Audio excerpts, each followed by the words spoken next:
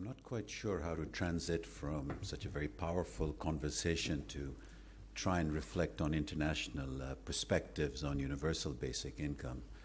But I must say, when I heard Radha Ben's comments, my grandmother got married when she was 12, and she had 10 children. She had 7 daughters and 3 sons.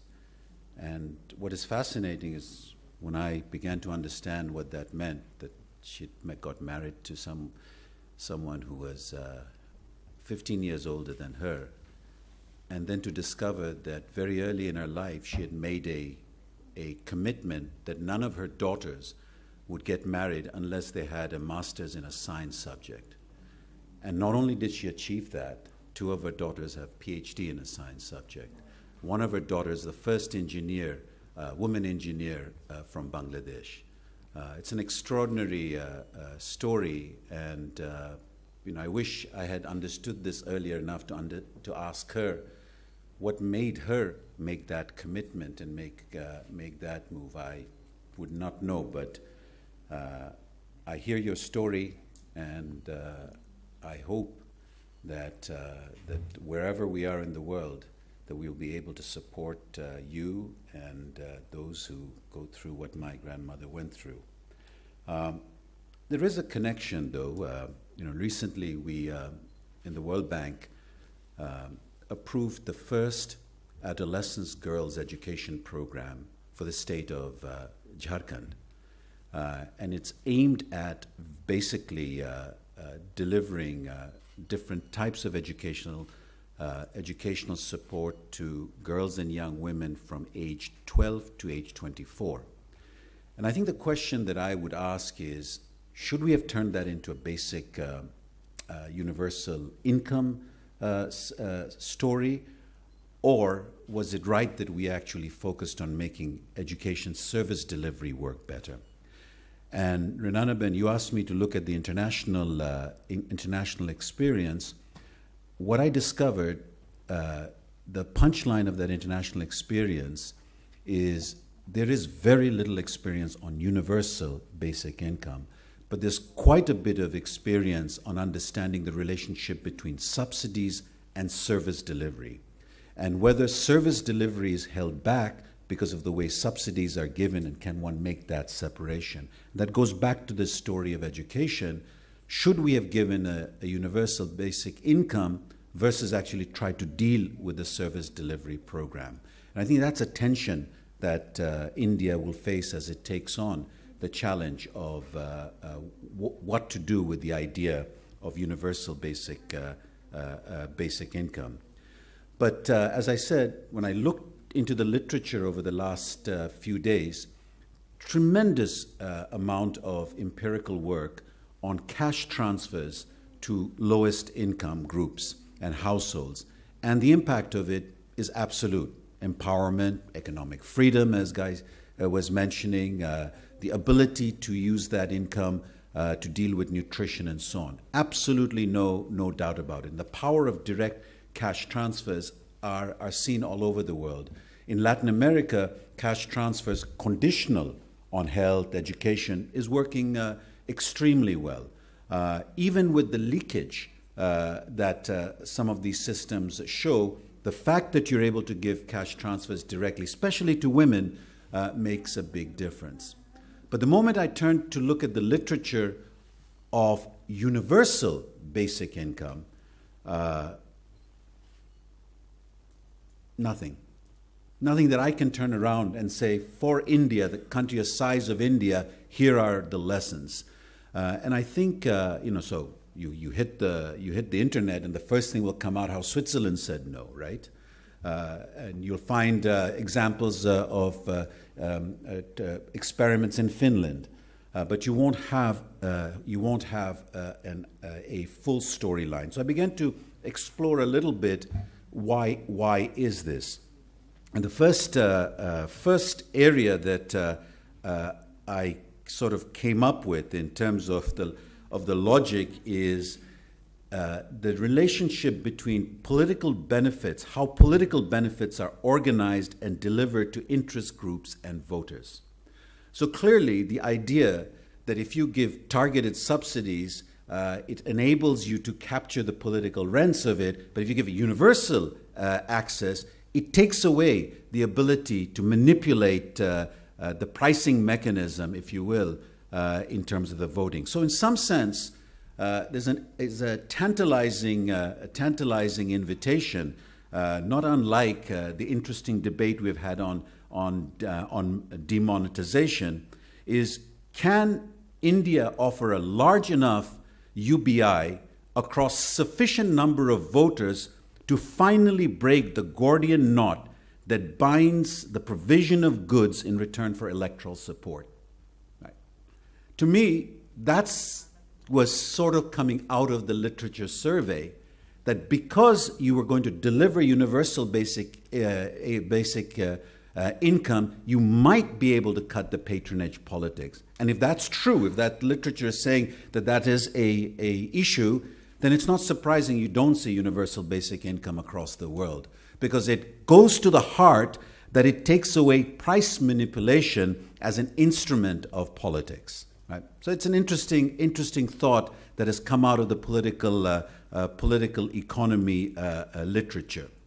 But the second literature that came out is this relationship between subsidies and service delivery. And I want to use one very particular study that was done by Gabriela Inchost and David Victor on energy and subsidies. And it's a very interesting lesson, I think, for thinking through UBI. And basically what it does, it takes 3 or 4 countries and looks at energy reforms in these countries. One was Indonesia and the other was the Dominican Republic. So in Indonesia, interestingly, half of the petroleum subsidies flows to the wealthiest 20% of the population. So clearly the subsidies that are captured by the rich. However, the value of energy subsidies is higher for poorer households as a share of their market income. So in some sense, most of the subsidies going to the richest class who don't need the subsidy. On the other hand, the limited amount that does go to the poor is quite a high portion of their income. So an interesting dilemma. Dominican Republic, exactly the same. Amount benefiting the richest 10% of the population was 17 times more than benefiting the bottom 10%. But again, the bottom 10% is a percentage of their income. We're getting a higher percentage of the subsidy.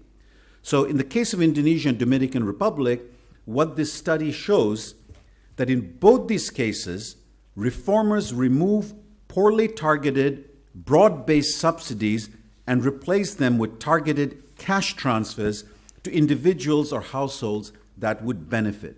That was very interesting.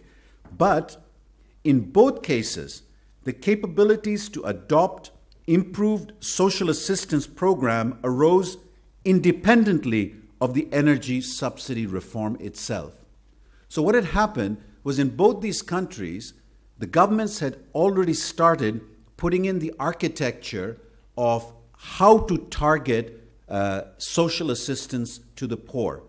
And it so happened that the energy subsidy reform happened for completely different reasons, took advantage of the fact that an architecture of social assistance was already in place. Now, what the authors do say is that fortuitously, accidentally, or intentionally, the process of building and implementing a social assistance system that effectively targets the poor is a long-term process, implying that the politicians who will eventually benefit from having these systems in place may not be the same ones as who gets them, who benefits from them in the long run. Now, that too might explain why you don't have universal benefits schemes. Because if I start investing in programs of social assistance, but I don't benefit, someone else does, why do I do it? But when I read this lesson, for me, it goes back to a little bit to what Shaker was saying. If I were to invest today my money, I would invest in making sure that the architecture of social assistance, targeted social assistance, was improved. Because if you can do that, it will provide the basic necessary, not the sufficient, necessary ammunition that when you are ready to truly reform the water and the electricity and the solid waste and other subsidies that are very distortionary, you have a system that the poor can benefit from, and the politicians can't use the excuse that the poor are not going to get the benefits, and therefore let's continue subsidizing petroleum, let's continue subsidizing education, let's continue subsidizing water. So it's a very, very important linkage here. And for me, the takeaway is cash transfers to the poor, unambiguously good. Universal basic income as a whole probably could only be justified if you could roll back the inefficient water subsidies, roll back the inefficient electricity subsidies. But that doesn't happen because the middle class and above control that.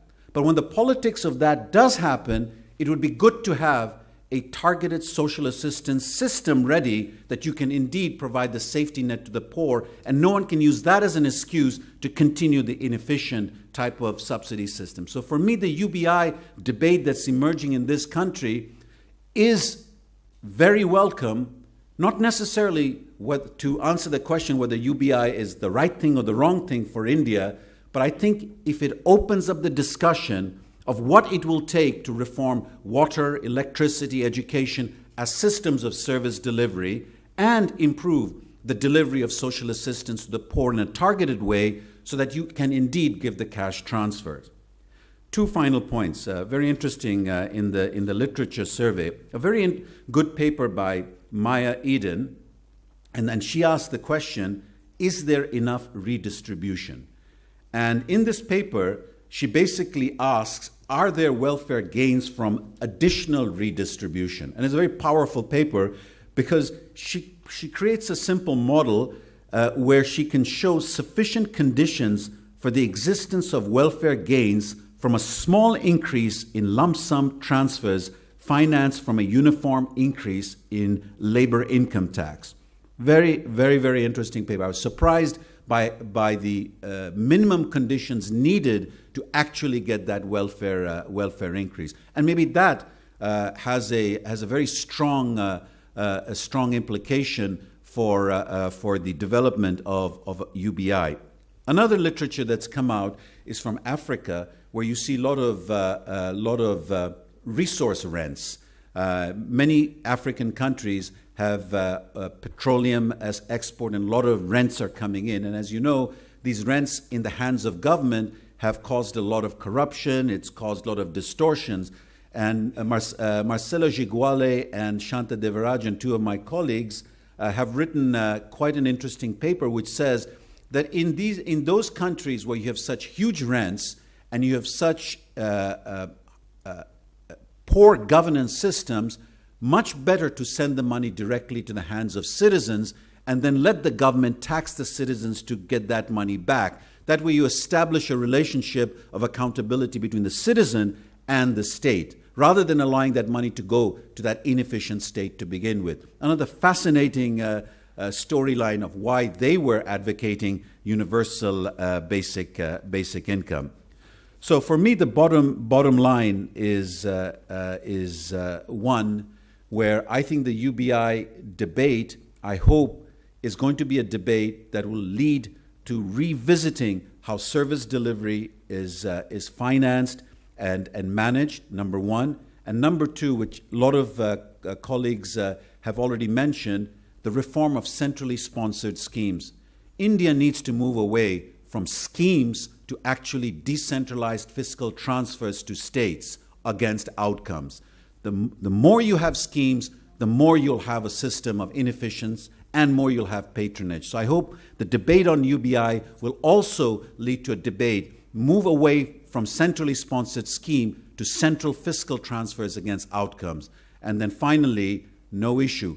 Continue the experimentation like the one we just saw on Seva of how to improve cash transfers for the very poorest, because the returns on that, and especially cash transfers to women and girls, and Bangladesh has many examples of direct transfers to girls to go to school, has been extraordinary. That unambiguously positive. Thank you very much.